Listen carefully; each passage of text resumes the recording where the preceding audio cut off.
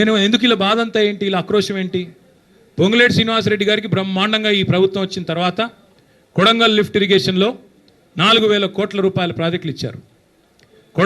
అదేవిధంగా ఎంత అద్భుతమైన బంధం అంటే బడేబాయి చోటేబాయి బంధం, బీజేపీ కాంగ్రెస్ బంధం ఎంత దృఢమైన బంధం అంటే పొంగులేటి ఇంటి మీద ఈడీ రైడ్ అయ్యి సంవత్సరం అయింది ఇప్పుడు దగ్గర. ఇటు పొంగులేటి మాట్లాడాడు, అటు ఈడీ వాడు మాట్లాడాడు. ఇప్పటికి నేను 10 సార్లు అడిగాను, ఏం దొరికింది అయ్యా అంటే మీరు మీడియా వాళ్ళు వేశారు. మీరు పొంగులేటి ఇంట్లోకి నోట్ల కట్టలు కౌంట్ చేయడానికి మెషిన్లు పోతున్నాయని రాశారు, స్క్రోలింగ్లు, బ్రేకింగ్లు. మరి ఏమైంది? ఎవరు అడగరే? వస్తలేడా ఖమ్మానికి? అడగబుద్ధి అయితే లేదా? రాయరా?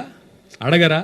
అట్లాగే అటు ఆయన ఈడీ ఆయన చెప్పడు, ఇటు ఈయన చెప్పడు, పొంగులేటి చెప్పడు. ఏం దొరికిందా అంటే ఎన్ని 100 కోట్లు దొరికినాయి. ఎక్కడ పోతున్నాయి ఇవన్నీ? ఎక్కడ పోతున్నాయో మాకు తెలుసు.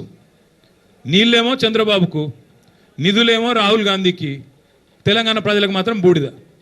చేసిందేంది 20 నెలల్లో? ఇవాళ ఈ సివిల్ సప్లైస్ కుంభకోణం కానీ, అట్లాగే కొడంగల్ లిఫ్ట్ ఇరిగేషన్లో మీరు కేకును కోసినట్టు ఎంత బ్రహ్మాండంగా ఒక కంపెనీని ఈస్ట్ ఇండియా కంపెనీ అన్నాడు రేవంత్ రెడ్డి ఇదివరకు. ఆ కంపెనీకే ఇవాళ కొడంగల్ లిఫ్ట్ ఇరిగేషన్ ఆయన సొంత కాన్స్టిట్యున్సీలో సగం, ఇంకో సగం పొంగులేటి శ్రీనివాసరెడ్డి గారికి.